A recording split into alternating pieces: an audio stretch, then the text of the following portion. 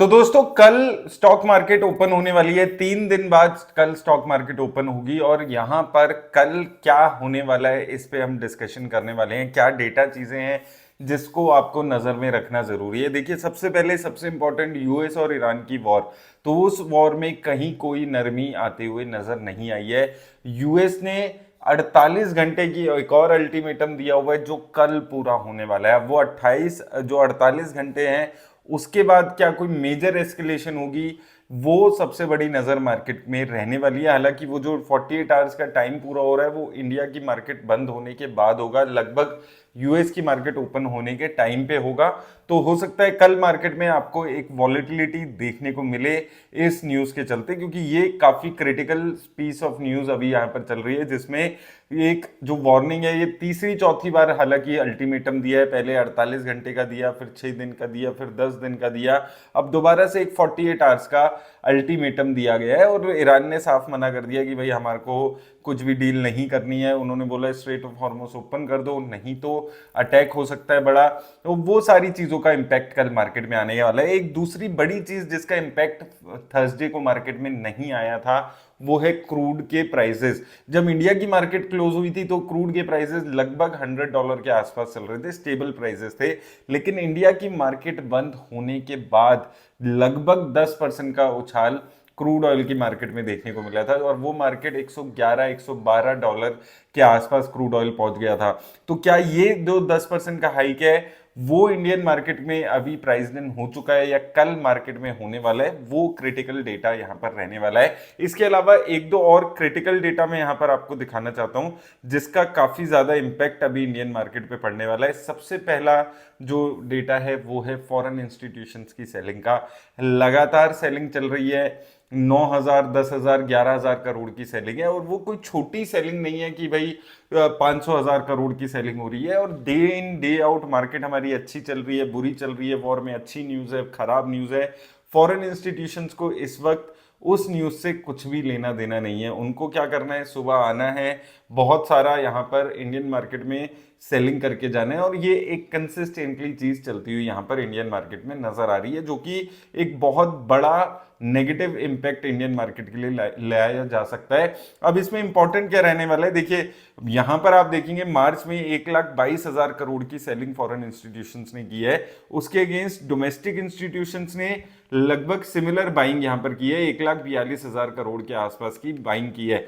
अब domestic institutions कब तक ये बाइंग कर पाएंगे, ये बहुत ज्यादा इंपॉर्टेंट रहने वाला है कि क्यों यहां पर कितनी बार यहां पर हमने देखा है कि फॉरेन इंस्टीट्यूशंस ने बचाया है, लेकिन जो मार्च था वहां पर 11% का क्रैश ओवरऑल मार्केट में देखने को मिला। उसके बाद यहां पर 2 दिन में 18,000 करोड़ की सेलिंग फॉरेन इंस्टीट्यूशंस ने मार्च अप्रैल में की और उसके अगेंस्ट 14,000 करोड़ की बाइंग की है। तो एक चीज है कि डोमेस्टिक इंस्टीट्यूशंस के पास कोई अनलिमिटेड पैसा तो नहीं है, एक लिमिटेड पैसा है जो वो इन्वेस्ट कर पाते हैं। अब 30-35 हजार करोड़ की एसआईपी की फिगर है। उसके अलावा 5-7-10 हजार करोड़ लोग एडिशनली लमसम वगैरह कर देते हैं। और उसके अलावा एलआईसी एक मेजर डोमेस्टिक इंस्टीट्यूशन है, जो इंश्योरेंस कंपनीज हैं वो हैं जो मेजरली इन्वेस्ट करते हैं। अब ये कब तक ऐसे मार्केट को सपोर्ट कर पाएंगे, वो सबसे बड़ा चैलेंज रहने वाला है। तो अगर कल भी फॉरेन इंस्टीट्यूशंस ने ऐसी सेलिंग की और अगले हफ्ते में ऐसे ही सेलिंग फॉरेन इंस्टीट्यूशंस ने की, तो थोड़ा सा मार्केट के लिए मुश्किल, ये थोड़ा सा ओवरऑल मुश्किल आपको देखने को मिल सकती है, चीजें थोड़ी सी डिफिकल्ट हो सकती हैं स्टॉक मार्केट के लिए।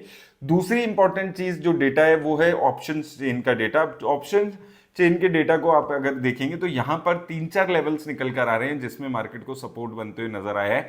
तो पुट राइटिंग अगर आप देखेंगे तो 22,500, 22,200, 22,300 और 22,000, ये 3-4 लेवल्स हैं जहां पर आपको देखने को मिल रही है। तो ये 3-4 लेवल्स हैं जहां पर स्ट्रॉन्ग सपोर्ट आपको देखने को मिल रहा है। तो सबसे स्ट्रॉन्ग सपोर्ट यहां पर मुझे 22,200 पर नजर आ रहा है, जहां पर बहुत ज्यादा वॉल्यूम्स है, पुट की ओपन इंटरेस्ट भी यहां पर इंक्रीज हुआ है। और सबसे ज्यादा ओपन इंटरेस्ट 22,000 के लेवल्स पे यहां पर बनते हुए नजर आया है। तो वही जो हम बात कर रहे हैं बार बार कि नीचे के लेवल पे अभी इस पॉइंट ऑफ टाइम पे अगर हम डेटा देख रहे हैं तो 22,200 से 22,000, ये दो लेवल्स हैं जो अच्छा सपोर्ट का काम नीचे के लेवल्स पे करने वाले हैं। अब ऊपर के लेवल्स पे अगर हम बात करें तो यहां पर सीधा 23,000 का लेवल्स निकल कर आ रहे हैं, जहां पर कॉल राइटर्स यहाँ पर अच्छी अपनी जो पोजीशन है उसको इंक्रीज करते हुए नजर आए हैं। तो यहाँ पर 23,000 ऊपर के लेवल्स पे काफी अच्छा सपोर्ट दिख रहा है, और कॉल ऑप्शंस के अगर चेन ऑप्शंस देख रहे हैं हम, और 22,000 22,200 ये लेवल्स पे एक नीचे सपोर्ट है। तो मार्केट इस रेंज में कल आपको ज्यादा दिखने को मिल सकती है। अब तीसरी बात है जो कि पॉजिटिव साइड पे यहां पर अगर हम बात करते हैं कि यहां पर मार्केट के लिए पॉजिटिव चीजें क्या हैं, तो देखिए मार्केट के लिए इस वक्त इस पॉइंट ऑफ टाइम पे जो सबसे पॉजिटिव चीज है वो है valuation.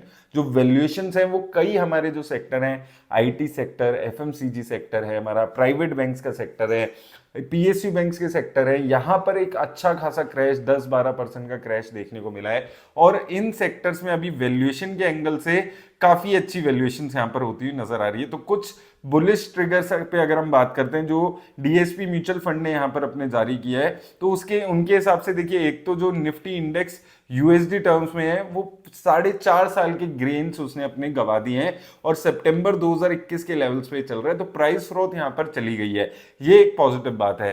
4 months of consecutive decline in Nifty index, 4 month से लगातार निफ्टी इंडेक्स गिर रहा है। ओनली 1990 यानी कि पिछले 35-36 सालों में सिर्फ 7 बार ऐसा हुआ है। तो ये जो बेटर फॉरवर्ड रिटर्न्स है उसके ऑड्स यहां पर इंप्रूव कर रहा है। तो इसके अलावा देखिए 6 हफ्तों से सीधा सीधा गिरावट देखने को मिल रही है, तो ये भी बेटर फॉरवर्ड रिटर्न्स की तरफ इशारा कर रहा है। इंडिया विक्स के लेवल्स यहां पर वो बता रहे हैं, और जो बड़े बड़े मेजर लार्ज कैप कंपनीज हैं इंडिया में, वही जो मैं बात कर रहा हूँ, आईटी सेक्टर हो गया इसमें आपका, इसके अलावा आईटी के अलावा एफएमसीजी, प्राइवेट बैंक, ये 3 मेजर सेक्टर हैं जो ये यहाँ पर बात कर रहे हैं। यहाँ पर आप देखेंगे जहां पर आपको अच्छी ओवरसोल्ड जोन में वीकली रीडिंग्स में वो जाते हुए नजर आ रहा है। तो इनके हिसाब से एक तो देखिए वैल्यूएशंस हमारी अच्छी हो गई है, 4-5 सालों की जो गेन्स हैं वो चले गए हैं। जो हमारी इंडियन मार्केट में अभी फ्रॉथ की बात हो रही थी, काफी 2-3 सालों से ये चीज चल रही थी, वैल्यूएशन चाहे हम निफ्टी की बात करें, मिड कैप, स्मॉल कैप में अभी भी तो आपको थोड़ा सा एलिवेटेड लेवल्स दिखेंगे, लेकिन ओवरऑल जो मार्केट है उसमें अभी फ्रॉथ कम होते हुए नजर आ रही है। तो वैल्यूएशंस अभी अच्छी निकल कर आ रही हैं, वो एक काफी अच्छा पॉजिटिव न्यूज इंडियन मार्केट के लिए है अगर आप आगे के हिसाब से यहां पर देख रहे हैं। हालांकि जितने भी जो बड़े बड़े हमारे ब्रोकरेज हाउसेज हैं उन्होंने हमारी जो निफ्टी इंडेक्स की टारगेट्स हैं उसको घटाया, जैसे अभी नोमुरा ने रिसेंटली आने वाले दिसंबर 26 में जो उनके 29,300 के टारगेट थे उनको घटाकर 24,900 के आसपास कर दिया है। तो देखिए इन सारी चीजों से अगर आप एक चीज कंक्लूड करेंगे वो ये है कि कल की मार्केट 2-3 फैक्टर्स पे डिपेंडेंट रहने वाली है। एक तो सबसे पहले फॉरेन इंस्टीट्यूशंस कैसा परफॉर्म करते हैं कल, क्या वो ऐसी ही हैवी सेलिंग करते हैं। क्रूड ऑयल के प्राइसेस जो 10% इंडियन मार्केट बंद होने के बाद इंक्रीज हुई, वहां पर क्या उसका प्राइस हमारी मार्केट में लिया जाएगा या नहीं लिया जाएगा, और कल सुबह जब क्रूड ऑयल की मार्केट ओपन होती है तो वो कैसा बिहेव करती है। और तीसरा इंपॉर्टेंट फैक्टर रहने वाला है कि यूएस और ईरान की वॉर में एस्केलेशंस कैसे होते हैं। पॉजिटिव साइड्स में 2 पॉजिटिव साइड हैं। पहला तो जो रुपी की एप्रिसिएशन है जो हमें थर्सडे को देखने को मिली है, वो काफी अच्छी, ₹2.5 के आसपास की $1 के अगेंस्ट एप्रिसिएशन देखने को मिली है, जो कि काफी पॉजिटिव चीज है। लेकिन अगर क्रूड ऑयल के प्राइसेस ऐसे ही इंक्रीज होते रहे तो बहुत ज्यादा लंबे टाइम तक ये जो एप्रिसिएशन हुई है रुपी में वो बच नहीं पाएगी। रुपी जितना ज्यादा ये लंबी वॉर चलेगी, जितना ज्यादा फॉरेन इंस्टीट्यूशंस बेचेंगे, जितना ज्यादा यहां पर क्रूड ऑयल के प्राइसेस बढ़ेंगे, तो हमारे को डॉलर में डील करना ही पड़ेगा। उतना हमारे यहां से डॉलर जाएगा, जितना यहां से डॉलर निकलेगा उतना ज्यादा आपको गिरावट देखने को मिलेगी रुपीज में।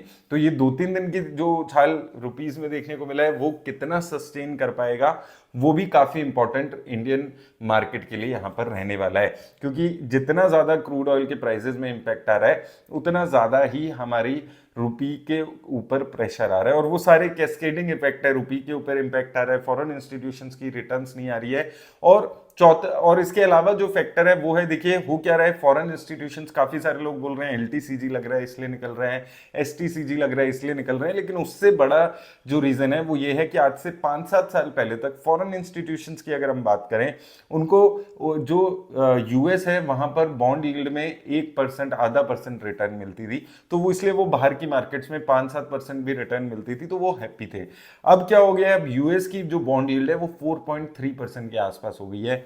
वहां पर 4.3% की रिटर्न्स अगर उनको मिल रही है, उसके लिए वो किसी और मार्केट में जहां पर खुद ही अभी अनसर्टेनिटीज हैं वहां पर पैसा लगाना प्रेफर नहीं करते हैं, और ये भी एक मेजर रीजन है जिस वजह से वो पैसा निकल रहा है। उसके अलावा रुपी का डेप्रिसिएट होना वो भी एक रोल प्ले करता है, क्योंकि उनकी जो नेट ओवरऑल इनकम है उस पर इंपैक्ट इससे आता है। लेकिन ये जो बॉन्ड यील्ड बढ़ रही है हमारी गवर्नमेंट की 7.1% के आसपास है, जो यूएस है वहां पर 4.34% के आसपास पहुंची हुई है। तो ये जो बॉन्ड यील्ड बढ़ रही है ये इनवर्स इंपैक्ट इंडियन मार्केट पे देती है।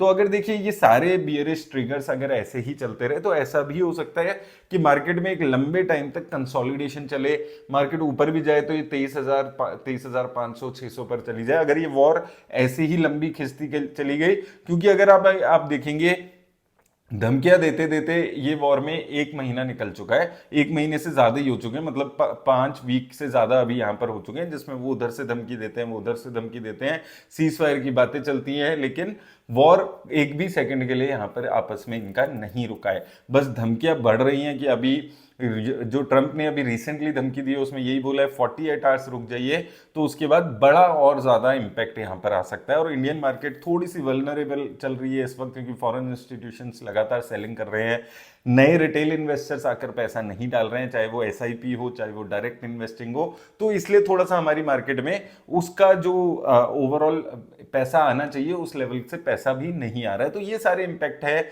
जो ओवरऑल इंडियन मार्केट पे आपको देखने को मिल रहे हैं। तो इसीलिए अगर हो सकता है कि अगर ये वॉर और लंबी चलती है तो ओवरऑल ये पूरा साल ही हमारा एक एवरेज साल की तरफ चला जाए। जो ओनली पॉजिटिव यहां पर हमारे को नजर आ रहा है वो ये है कि अब सही मायने में हमारी जो वैल्यूएशन है, एटलीस्ट जो हमारे लार्ज कैप कंपनीज हैं, जो एफएमसीजी सेक्टर 80 की पीई पे चला करता था वो 40-50 की पीई के आसपास आ चुका है। जो हमारा आईटी सेक्टर में जो बड़ी कंपनीज थी 28-29 की प्राइस टू अर्निंग पे थी, वो 16-17 की प्राइस टू अर्निंग पे आ चुकी है। तो इनके अर्निंग्स की जो इनकी वैल्यूएशंस हैं वो काफी अच्छी हो चुकी हैं। चाहे हमारे प्राइवेट बैंक से जो 23-24 की वैल्यूएशन है अभी 16-17 की प्राइस टू अर्निंग की वैल्यूएशंस में है, तो हमारी जो वैल्यूएशंस है ये एक पॉजिटिविटी यहां पर देखने को मिल रही है। लेकिन उसके अलावा जो बाकी जितने भी ट्रिगर्स हैं वो अभी भी थोड़ा सा नेगेटिविटी और कंसोलिडेशन एक लेवल पर यहां पर दिखा रहे हैं। तो वहां पर कल भी मुझे लगता है कि ये 22,200-300 नीचे के लेवल और ऊपर 23,000 23,021 ये रेंज में मार्केट रह सकती है। आपको क्या लगता है स्टॉक मार्केट के मामले में, क्या आपको अपॉर्चुनिटी यहां पर दिख रही है? कमेंट सेक्शन में मुझे जरूर बताइएगा। धन्यवाद।